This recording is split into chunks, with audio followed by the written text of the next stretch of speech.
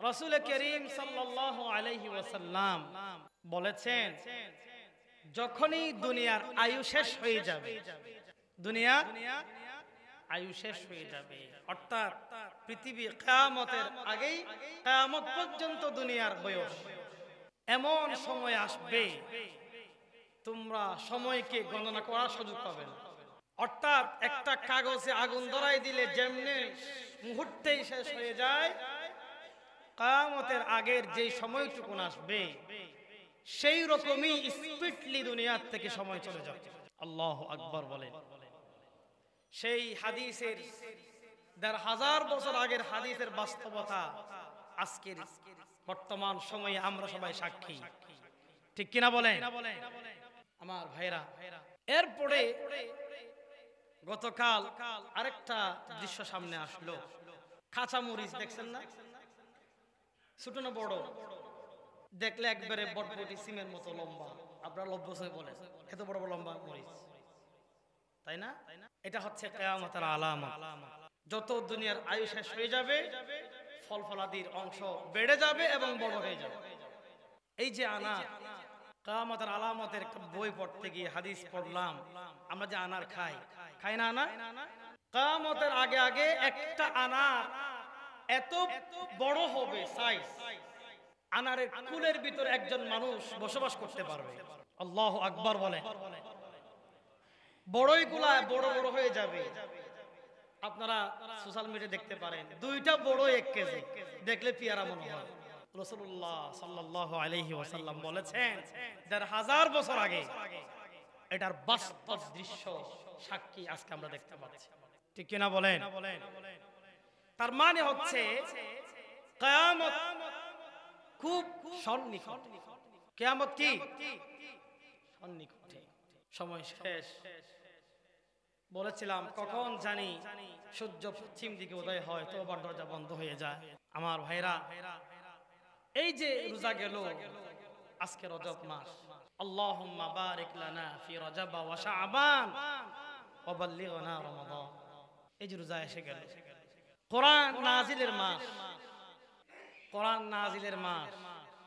আমাদের বয়স এখন অনেকের 40, অনেকের 50, অনেকের 60, অথচ জীবন শেষ হয়ে যাচ্ছে, এখনো শুদ্ধ করে কোরআনটা পড়তে পারি না।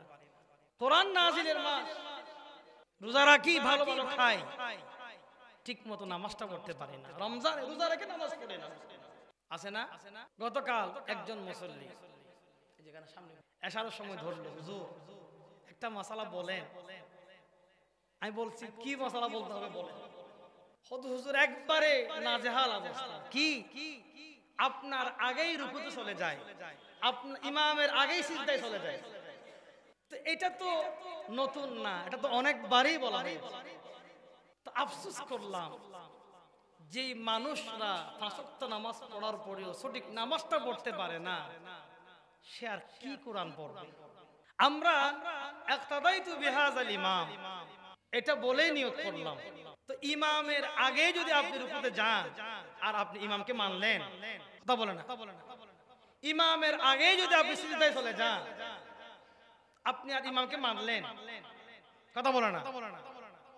আর এত তাড়াহুড়া কিসের আপনার নামাজ? আপনাকে কেউ বাধ্য করেছে নামাজ পড়ার জন্য? কথা বলেন না। আপনাকে কেউ বাধ্য করেছে? কেন আসছেন মসজিদে? কি বলে নামাজটা আগে শেষ করে দৌড়ে চলে যাবে সেই চিন্তা। ইমামের আগে রুকু এবং সিজদা, মানে কোনো কিছুই ইমামের আগে করা জায়েজ তো নাই, নামাজ হবেই না। কথা বোঝা গেছে? কেন রুকুতে যে গেলেন একটু অপেক্ষা করা যায় না? 2 সেকেন্ড অপেক্ষা করা যায় না? রুকু থেকে দাঁড়ালেন, সামি আল্লাহু লিমান হামিদা, অন্তত দোয়াটা পড়েন, রব্বানা লাকাল হামদ, পুরানা পড়েন, এইটুকু তো পড়েন। মানে সিজদা দেওয়ার আগেই আবার আরেকটা দিয়ে দিলেন। কে বলেছে আপনাকে এত তাড়াহুড়ো নামাজ পড়তে? নামাজ হবে? আর কতবার বললে শুনবেন বলেন?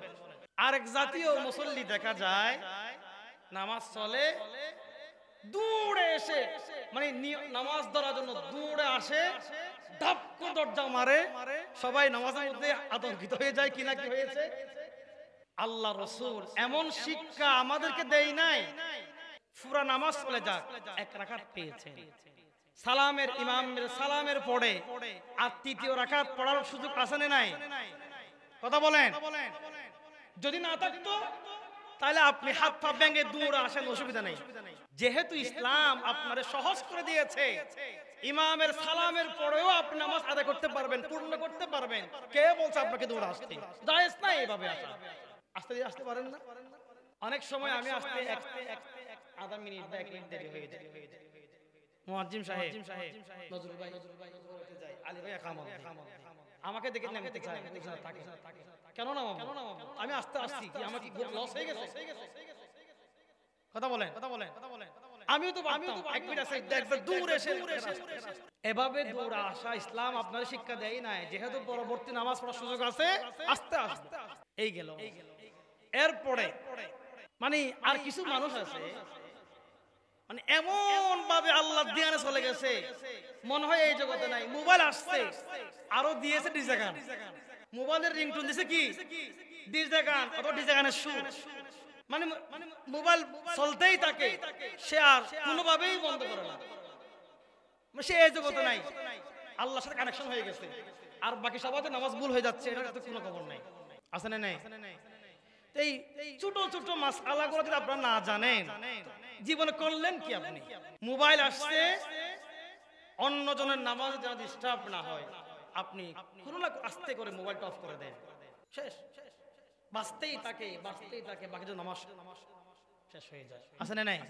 আরেক জাতীয় ভদ্র মানুষ আছে, যখন কল আসে এই নামাজ পড়ি আবার রেখে দেই। কি বলে? আমি কি নামাজ পড়তেছি, কেটে দেই। নামাজে নিয়ত আছে, এক খান বাদে রাখছে, বলে নামাজ পড়ি। আর কি বলে, এই সময় কল দেওয়ার সময় তুই নামাজ পড়ছিস না, নিয়ত আছে, নিয়ত বাধা আছে, মোবাইলে পরে কেটে দেয়। এইরকম বিভিন্ন রকমের মুসল্লি, একটা মসজিদ কত মুসল্লি দেখা যায়। এই সবগুলা আমরা জীবনের সবটুকু জানার চেষ্টা করি, ইসলামটা বোঝার মানার চেষ্টা করি না, জানার চেষ্টা করি না। এজন্য আজকে মুসলমানদের অধঃপতন। কোরআন থেকে হাদিস থেকে যেই দিন থেকে মুসলমান দূরে সরে গেছে, এই মুসলমানদের উপরে খ্রিস্টানদের নির্যাতন এবং নিপীড়ন বেড়ে গেছে, ঠিক কিনা বলেন? অথচ একটা সময় মুসলমানদের নেতা, মুসলমানদের লিডার, মুসলমানদের রাজা বাদশাকে দেখলে খ্রিস্টানরা তরতর করে কম্পন শুরু করে দিত, ঠিক কিনা বলেন? কারণ তাদের ভিতরে একজনের ভয় ছিল, তিনি কে? আল্লাহর ভয় ছিল।